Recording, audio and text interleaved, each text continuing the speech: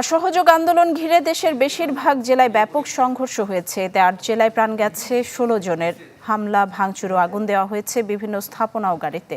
এ সময় ক্ষমতাসীন দলের নেতাকর্মী ও পুলিশের সাথে ধাওয়া পাল্টা ধাওয়া হয় আন্দোলনকারীদের।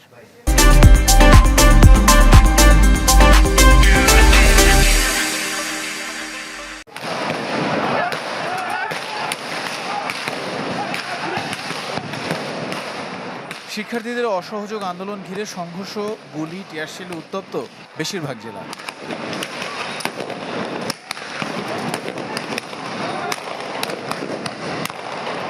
বগুড়ার দুপচাঁচে আন্দোলনকারীরা থানায় ঘেরাও করতে গেলে পুলিশ ছত্রভঙ্গ করতে গুলি ছোড়ে। সাতমাথা এলাকায় আন্দোলনকারীদের সাথে যুবলীগ ও পুলিশের ধাওয়া পাল্টা হয়। এতে বেশ কয়েকজন আহত হন।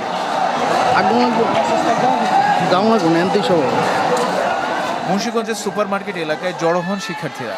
এ সময় তাদের বাধা দিতে যান ক্ষমতাসীন দলের নেতাকর্মীরা। এক পর্যায়ে বাধে সংঘর্ষ।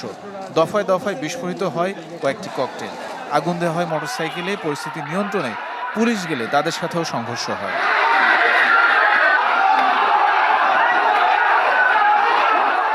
রংপুরের বিভিন্ন স্থানে আন্দোলনকারী ও আওয়ামী লীগ কর্মীদের পাল্টাপাল্টি ধাওয়ার ঘটনা ঘটে।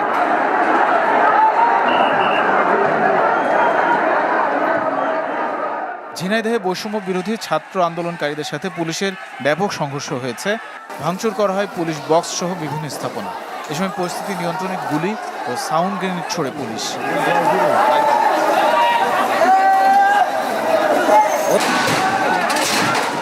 ফরিদপুরে শিক্ষার্থীদের সাথে ধাওয়া পাল্টা ধাওয়া হয়েছে। এ সময় জেলা আওয়ামী লীগ কার্যালয়ে আগুন দেওয়া হয়।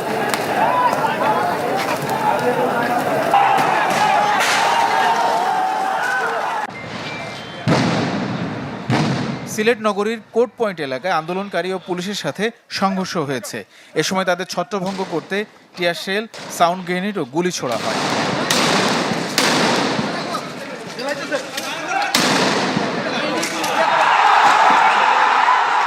চাঁদপুরে বিক্ষোভ মিছিল বের করলে শিক্ষার্থীদের ধাওয়া দেয় ছাত্রলীগ। এ সময় বাধে সংঘর্ষ। এতে সাংবাদিক সহ বেশ কয়েকজন আহত হন।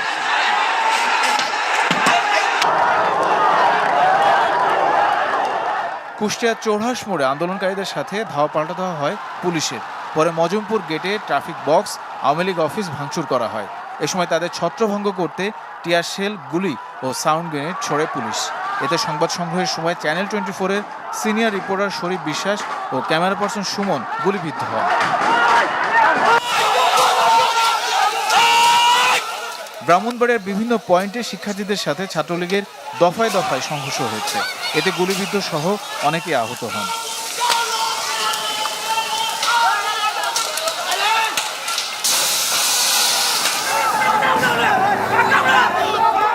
সুনামগঞ্জে আন্দোলনকারীদের সাথে ধাওয়া পাল্টা ধাওয়ার ঘটনা ঘটেছে। খাগড়াছড়িতে শিক্ষার্থী ও আওয়ামী লীগের পাল্টাপাল্টি ধাওয়া হয়েছে, তবে পুলিশের উপস্থিতি থাকলেও ভূমিকা ছিল কম। ঝালকাঠিতে শিক্ষার্থীদের সাথে সংঘর্ষে জড়ায় ক্ষমতাসীনরা। নড়াইলে ক্ষমতাসীন দলের নেতাকর্মীদের সাথে শিক্ষার্থীদের তুমুল সংঘর্ষ হয়েছে। তানিম রহমান, চ্যানেল 24।